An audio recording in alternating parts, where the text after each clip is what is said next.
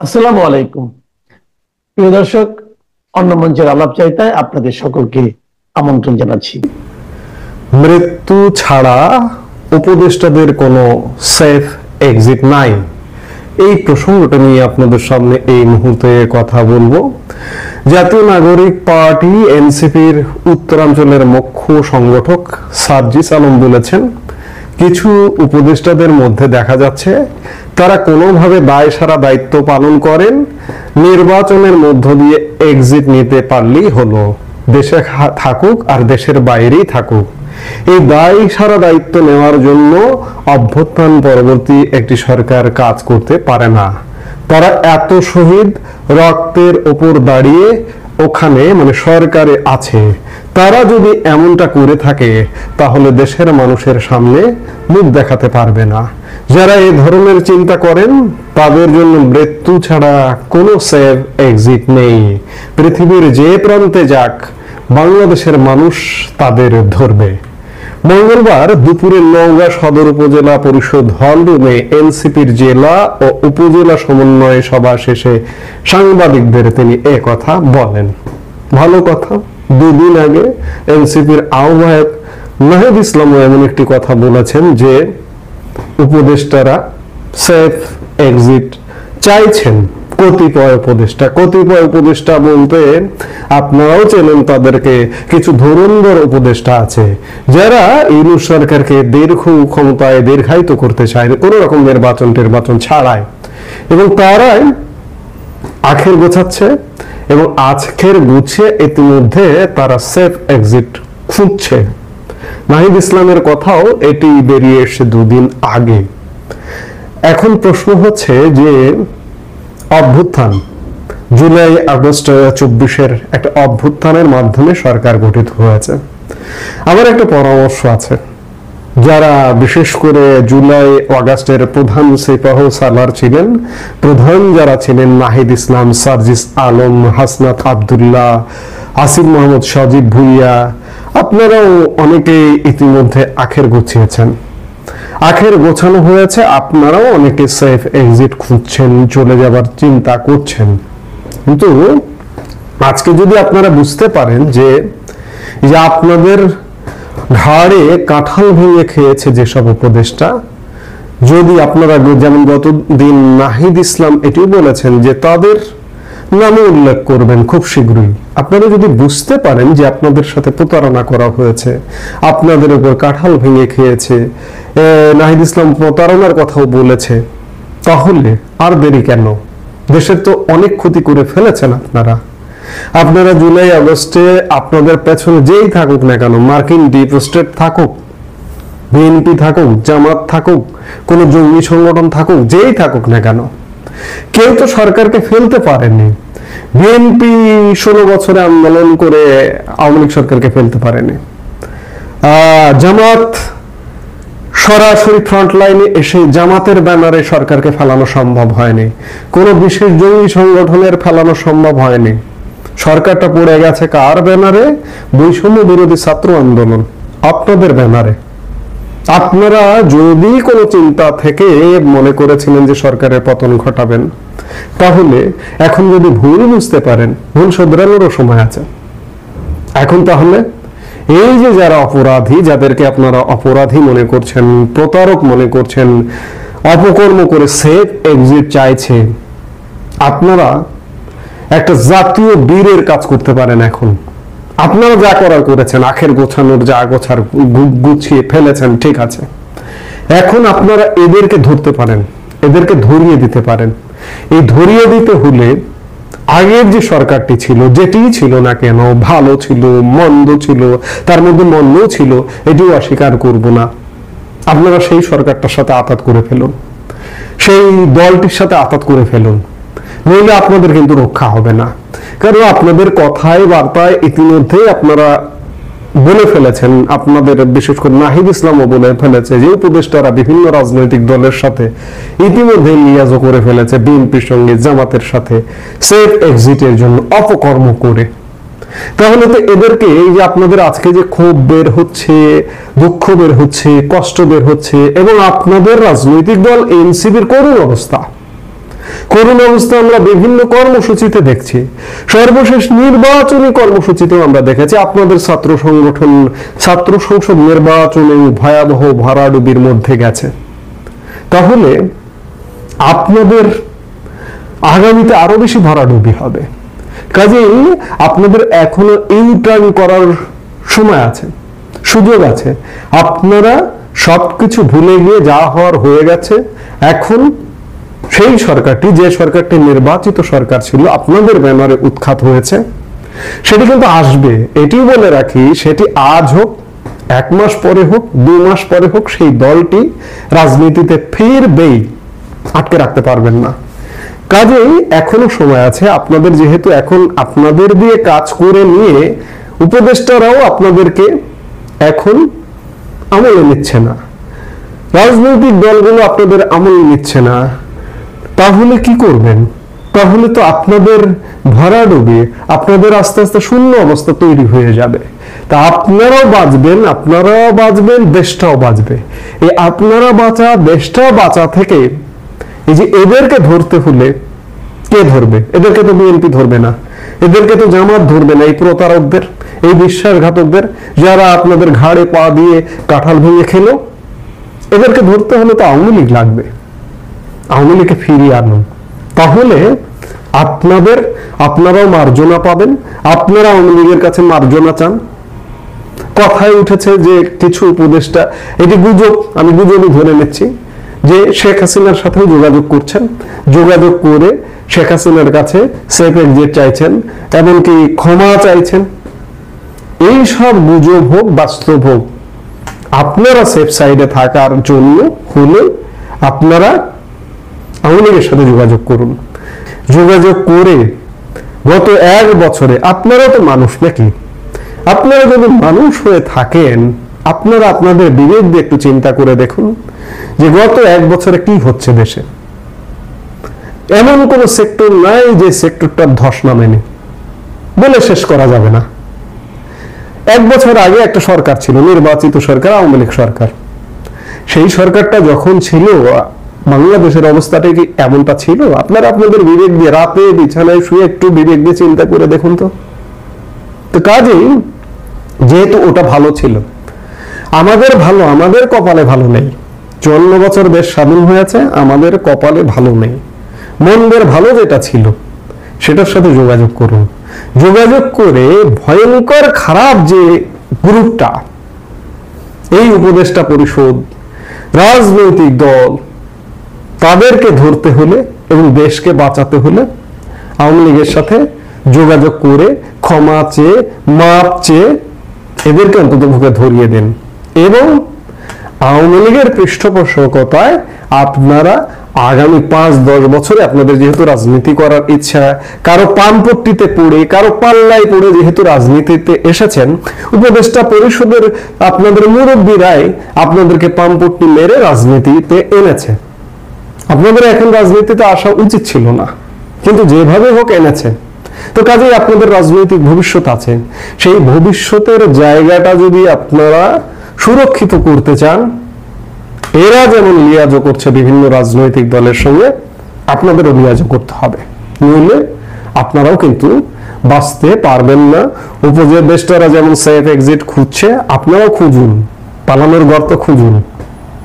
সময় কিন্তু খুব বেশি নেবে না, খুব শীঘ্রই উলটপালট হয়ে যাবে, কিন্তু কাজেই সময় থাকতে ব্যবস্থা নিন। প্রধান উপদেষ্টার ঘোষণা অনুযায়ী ফেব্রুয়ারির মধ্যভাগে যদি ত্রয়োদশ জাতীয় সংসদ নির্বাচন অনুষ্ঠিত হয়, তাহলে সে নির্বাচনের বাকি আছে সর্বোচ্চ আর মাত্র 4 মাস 7 দিন। একেবারে কাটায় কাটায় সর্বোচ্চ 4 মাস 7 দিন। তত্ত্বাবধায়ক সরকারের আমলে অনুষ্ঠিত অতীতের 4টি অবাধ, নিরপেক্ষ, সুষ্ঠু এবং অন্তর্ভুক্তিমূলক নির্বাচনের দিকে তাকালে দেখা যাবে নির্বাচনের 4 মাস আগে গণমাধ্যমের খবরে ভরপুর থাকার কথা নির্বাচন সংক্রান্ত সংবাদে। কে কোথায় প্রার্থী হতে পারেন, কার সাথে কার প্রতিদ্বন্দ্বিতা হবে, হেভিওয়েট প্রার্থীরা কি করছে, কোন এলাকায় কি ইস্যু ফ্যাক্টর হবে, নির্বাচন কমিশনের প্রস্তুতি কেমন, কি কি গাফিলতি আছে, নির্বাচন নিয়ে এমন নানান ধরনের খবরই থাকার কথা পত্রিকার পাতা কিংবা টেলিভিশনের পর্দা জুড়ে। কিন্তু এবারে নির্বাচনের আগে এখনো পর্যন্ত নির্বাচন সংক্রান্ত খবর পেতে হলে আপনাকে গুগলে গিয়ে সার্চ করতে হবে, কিংবা পত্রিকা খুঁটিয়ে খুঁটিয়ে পড়লে আপনি হয়তো দু একটা খবর পেলেও পেতে পারেন। নির্বাচনী খবরের জায়গাটা যেন দখল করে নিয়েছে কার্যক্রম নিষিদ্ধ থাকা আওয়ামী লীগ ও দলটির সভানেত্রী শেখ হাসিনার খবর। প্রশ্ন হলো, একটি অবাধ, সুষ্ঠু, নিরপেক্ষ ও অন্তর্ভুক্তিমূলক নির্বাচনের আগে যেখানে নির্বাচনী খবরের জোয়ার বয়ে যাওয়ার কথা, সেই জায়গায় কার্যক্রম নিষিদ্ধ থাকা দলটি নিয়ে গণমাধ্যমে এত খবর প্রকাশিত হচ্ছে কেন? কিছুদিন আগে ছিল দলটির মিছিলের খবর, সম্প্রতি সেটি পরিণত হয়েছে দলটি নির্বাচন করতে পারবে কি পারবে না তার খবরে।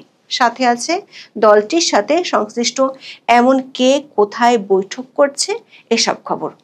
সরকার ও সরকার সংশ্লিষ্টদের পক্ষ থেকে আওয়ামী লীগ নিয়ে চলছে ব্যাপক নাড়াচাড়া।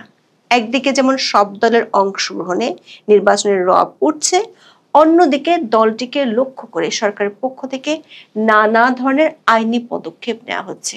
ফলে প্রশ্ন উঠেছে, নির্বাচনের আমেজ যাতে তৈরি না হয় সেজন্যই কি আওয়ামী লীগের ইস্যুটা বেশি লাইমলাইটে আনা হচ্ছে? বিস্তারিত জানতে চলুন যাওয়া যাক বিশ্লেষণে।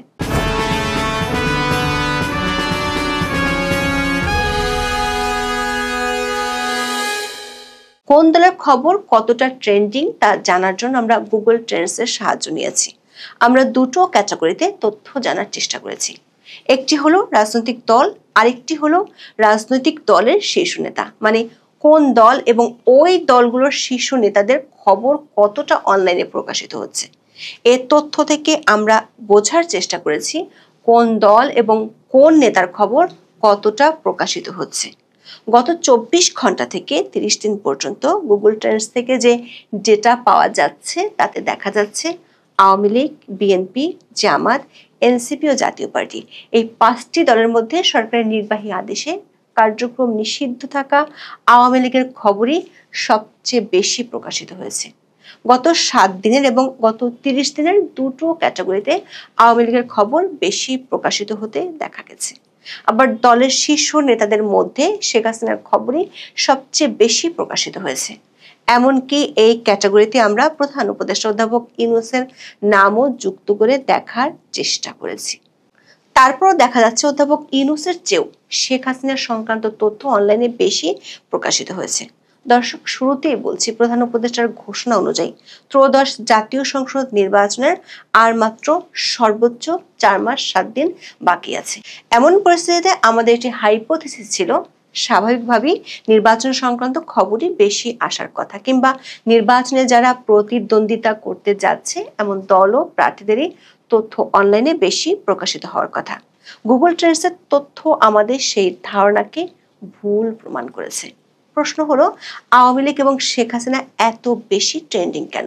বিশেষ করে জাতিসংঘের বিদায়ী আবাসিক দূত গোয়েন লুইসের আগামী নির্বাচনে সব দল অংশ নেবে এমন মন্তব্যের পর আওয়ামী লীগকে নিয়ে অনলাইনের ট্রেন্ডিংটা আরো বেড়েছে। যেমন 7ই অক্টোবর, মানে আজকের কথাই ধরুন, আজকে আওয়ামী লীগ ও শেখ হাসিনা সংক্রান্ত বড় বড় শিরোনামের খবর আছে কমপক্ষে 3টি।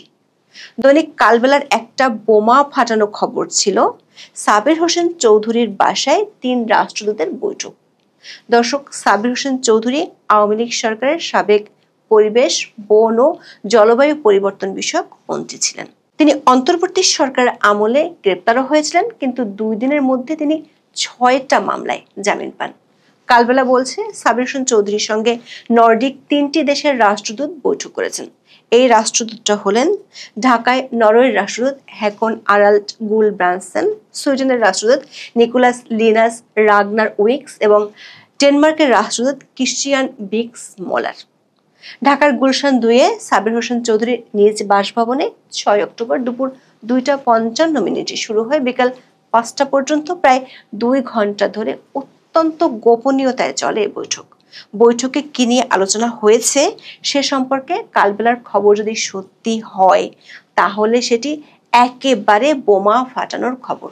খবরে দাবি করা হয়েছে বৈঠকে কার্যক্রম নিষিদ্ধ হওয়া দল আওয়ামী লীগের আসন্ন জাতীয় সংসদ নির্বাচনে অংশগ্রহণের কোনো পরিকল্পনা রয়েছে কি না সে বিষয়ে কূটনীতিকরা জানতে চান সাবির হোসেন চৌধুরীর কাছে। এছাড়া কিভাবে দলটির কার্যক্রম ফের শুরু করা যায় তা নিয়েও আলোচনা হয় দুপক্ষে। বড় দল হিসেবে আওয়ামী লীগের স্বচ্ছ ভাবমূর্তির সদস্যদের যদি বর্তমান সরকার ও অন্যান্য রাজনৈতিক দল নির্বাচনে অংশগ্রহণের সুযোগ দেয়, তাহলে বিদেশি কূটনীতিকদের তাতে তেমন কোনো আপত্তি নেই বলে নর্ডিক রাষ্ট্রগুলোর কূটনীতিকরা জানান। বরং তাতে নির্বাচনের মাঠে লেভেল প্লেইং ফিল্ড পুরোপুরি বজায় থাকবে বলেই মনে করেন তারা। যদিও বৈঠকে কি নিয়ে আলোচনা হয়েছে তা কোনো পক্ষই আনুষ্ঠানিকভাবে খোলাসা করেনি।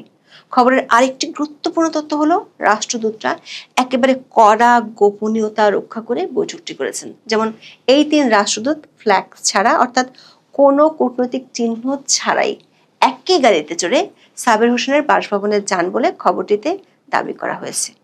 আবার নজর এড়াতে তারা বৈঠক শেষে বাসভবনটি থেকে বেরিয়ে বিকল্প রাস্তা ব্যবহার করে চলে যান। কালবেলা খবরটিতে আরও একটি তথ্য দিয়েছে, সেটি হলো গত 11 মে সন্ধ্যায় সাবের হোসেন চৌধুরীর সঙ্গে বৈঠক করেছিলেন ঢাকায় যুক্তরাষ্ট্রের ভারপ্রাপ্ত রাষ্ট্রদূত ট্রেসিয়ান জ্যাকবসন। আর আওয়ামী লীগের কার্যক্রম নিষিদ্ধের প্রক্রিয়া শুরু হয়েছিল 10 মে। কালবেলার ওই খবরটি নিয়ে দিনভর রাজনৈতিক ও কূটনৈতিক অঙ্গনে বেশ কৌতূহলী আলোচনা হয়েছে। কূটনৈতিক সূত্রগুলো বলছে, গত কিছুদিন ধরে পর্দার আড়ালের এমন বেশ কিছু বৈঠক হয়েছে। দর্শক, যদি এই খবরগুলোকে সত্যি ধরে নেই বা মনে করি যা রটে তা কিছু ঘটে, তাহলে পর্দার আড়ালে বা তলে তলে অন্তর্ভুক্তিমূলক নির্বাচনের জন্য একটা চেষ্টা হচ্ছে, এমনটা বলাই যায়। অন্তত পক্ষে বিদেশি শক্তিগুলো অংশগ্রহণমূলক বা ইনক্লুসিভ নির্বাচন চায়, এটি বলা যায়। এটির পক্ষে যুক্তিও আছে, কারণ একদিন আগে জাতিসংঘের আবাসিক সমন্বয়কারী একই ইঙ্গিত দিয়েছেন। এমনকি নির্বাচন কমিশনের সাথে 6 অক্টোবর সাংবাদিকদের যে মত বিনিময় সভা হয়েছে, সেখানেও আওয়ামী লীগকে নির্বাচনে আনার বিষয়টি নিয়ে আলোচনা হয়েছে। দর্শক, বিদেশিদের এমন ভাবনার সাথে সরকারের কার্যক্রমের আবার মিল খুঁজে পাওয়া যায় না। কারণ হলো দুটি খবর। এর একটি হলো, আন্তর্জাতিক অপরাধ ট্রাইব্যুনালে বা আইসিটিতে কারো বিরুদ্ধে আনুষ্ঠানিক অভিযোগ দাখিল হলে বা চার্জ ফ্রেম হলে তিনি আর সংসদ সদস্য পদে থাকতে পারবেন না কিংবা নতুন করে নির্বাচিত হতে পারবেন না। শুধু তাই নয়, স্থানীয় সরকারের কোনো সংস্থা বা সরকারি চাকরিতেও তিনি নিয়োগ পাওয়ার যোগ্যতা হারাবেন। আইন, বিচার ও সংসদ বিষয়ক মন্ত্রণালয় এই অধ্যাদেশ সোমবার গেজেট আকারে প্রকাশিত করেছে। এ নিয়ে সরকার অধ্যাদেশটি তৃতীয়বারের মতো সংশোধন করল। অধ্যাদেশটির এই সংশোধনী নিয়ে কিছুদিন আগে যখন উপদেষ্টা পরিষদে আলোচনা হয়েছিল, তখন অনেকে বলেছিলেন এটি মৌলিক মানবাধিকারের পরিপন্থী এবং সংবিধানের সাথে সাংঘর্ষিক। এই অধ্যাদেশটি জারির পর অনেক গণমাধ্যম শিরোনাম করেছে, ট্রাইব্যুনাল আইন সংশোধন বন্ধ হলো শেখ হাসিনার ভোট করার পথ। বিডি নিউজের খবরে বলা হয়েছে, নিবন্ধন স্থগিত হওয়ায় শেখ হাসিনার দলীয়ভাবে নির্বাচন করার সুযোগ আগেই বন্ধ হয়েছিল। এখন ট্রাইব্যুনাল আইনে নতুন ধারা যুক্ত হওয়ায় মানবতা বিরোধী অপরাধের মামলায় অভিযুক্ত শেখ হাসিনার স্বতন্ত্র নির্বাচন করার পথও বন্ধ হলো। এর মধ্যে আরেকটি খবর হলো, রাজনৈতিক দল হিসেবে আওয়ামী লীগের বিরুদ্ধে মানবতা বিরোধী অপরাধের অভিযোগের আনুষ্ঠানিক তদন্ত শুরু হয়েছে। আন্তর্জাতিক অপরাধ ট্রাইব্যুনালের chief prosecutor Mohammad Tajul Islam 7 October এমন তথ্য জানিয়েছেন। তিনি সাংবাদিকদের বলেছেন, আওয়ামী লীগের বিষয়ে তদন্তের জন্য তদন্ত কর্মকর্তা নিয়োগ করা হয়েছে। দর্শক, ট্রাইব্যুনাল আইন সংশোধন করে দল হিসেবে আওয়ামী লীগের বিচারের পথ তৈরি করা হয়েছে গত মে মাসে। সেই বিচার শুরুর জন্য মঙ্গলবার তদন্ত শুরুর ঘোষণা দেয় ট্রাইব্যুনালের প্রসিকিউশন। এই দুটি খবরে দুটি স্পষ্ট বার্তা পাওয়া যাচ্ছে। একটি হলো, শেখ হাসিনা সহ আইসিটিতে যাদের বিরুদ্ধে চার্জ ফ্রেম হয়েছে তাদেরকে নির্বাচনে দাঁড়াতে দেওয়ার পথ আপাতত বন্ধ করা হয়েছে। আবার দল হিসেবে ভবিষ্যতে আওয়ামী লীগের বিরুদ্ধে অ্যাকশন নেওয়ার পথ খুলেছে সরকার। পাশাপাশি গণমাধ্যমের খবরে বার্তা পাচ্ছি, বিদেশি শক্তিগুলো আওয়ামী লীগের নেতাদের সাথে বৈঠক করছেন এবং তারা আওয়ামী লীগ সহ সব দলকে নিয়ে নির্বাচন হোক এমন একটি বার্তা দিচ্ছেন। ফলে নির্বাচনের 4 মাস বাকি থাকতেও জনপরিসরের আলোচনাটা নির্বাচনমুখী না হয়ে আওয়ামী লীগ মুখী হয়ে যাচ্ছে। আবার সরকার বিদেশি ও দেশীয় কোনো কোনো পক্ষের বিপরীতে অবস্থান নিচ্ছে, এমন ধারণাও উঠে আসছে। ফলে এই অনলাইনের ট্রেন্ডকে আওয়ামী লীগ থেকে নির্বাচনমুখী করতে আদৌ সরকার চায় কি না সেই প্রশ্ন তুলেছেন অনেকে।